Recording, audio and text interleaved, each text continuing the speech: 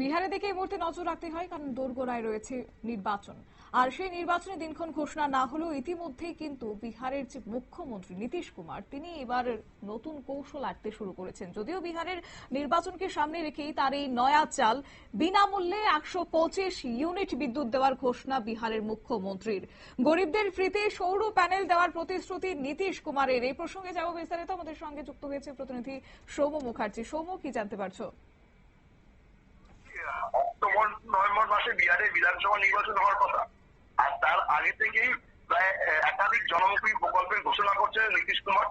মূলত বিহারের গরিব মহিলা এবং ছাত্র যুবদের ভোট নিজেদের ঝুলিতে ভরার জন্যই একের পর এক কৌশলী পদক্ষেপ তিনি নিচ্ছেন বলে মনে করা হচ্ছে। এর আগে আমরা দেখেছি যে বিধবা এবং বয়স্কদের পেনশন প্রায় 700 টাকার উপর বৃদ্ধি করেছিল।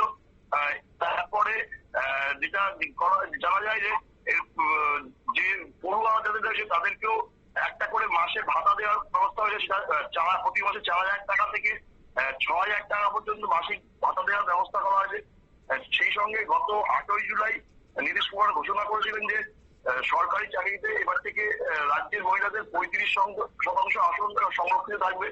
আর আজকেই তিনি সোশ্যাল মিডিয়াতে কি পোস্ট করেন, সেখানে তিনি প্রতিশ্রুতি দিয়েছেন যে আগামী 1 আগস্ট থেকে বিহারে বিনামূল্যে বিদ্যুৎ পরিষেবা দেওয়া হবে।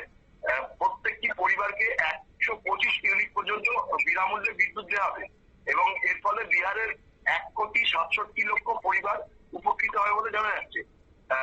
নীতিশ কুমার পোস্টে উল্লেখ করেছেন যে আগস্টের 1 তারিখ থেকেই যাদের বিদ্যুতের বিল 125 ইউনিট বা তার থেকে কম হবে তাদের কোনো টাকা দিতে হবে না এবং 1 জুলাই থেকেই এই ব্যবস্থা 1 আগস্ট থেকে ব্যাপারটা শুরু করার কথা থাকলেও জুলাই মাসে যদি কারুর বিল 125 ইউনিটের কম আসে তার জন্য তাকে বিদ্যুতের টাকা দিতে হবে না বলেই ঘোষণা করেছেন নীতিশ কুমার।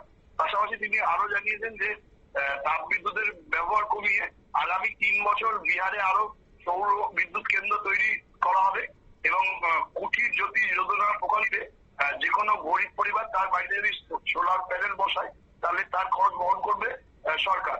যেটা মনে করা হচ্ছে যে বিহারে ভোটে সংখ্যাগরিষ্ঠ আসন নিয়ে জয়লাভ করার জন্য একের পর এক এই ধরনের জনমুখী প্রকল্প নীতিশ কুমার নিয়ে আসছেন এবং বিদ্যুতের যে বিনামূল্যে বিদ্যুৎ দেওয়ার ঘোষণা তিনি করলেন সেই পদক্ষেপেরই একটা অঙ্গ বলে মনে করা হচ্ছে। ধন্যবাদ। অর্থাৎ আপনারা শুনলেন যে জনমুখী প্রকল্পে এবার বিহারের মানুষকে, ভোটারদেরকে কাছে টানতে চাইছেন নীতিশ কুমার। এবং যদিও এই মুহূর্তে দিনক্ষণ ঘোষণা করা হয়নি, কিন্তু ইতিমধ্যেই যে নতুন ঘোষণা দিয়েছেন বিহারের মুখ্যমন্ত্রী 125 ইউনিট পর্যন্ত বিদ্যুৎ দেওয়ার, আর এর ফলে বিহারে 1,67,00,000 পরিবার উপকৃত হবেন বলে তিনি জানিয়েছেন। যদিও এই নিয়ে বিরোধী মহলে কিন্তু তুমুল জল্পনা শুরু হয়ে গেছে। নিয়ে নিচ্ছে ছোট্ট একটি বিজ্ঞাপন বিরতির সঙ্গে থাকুন।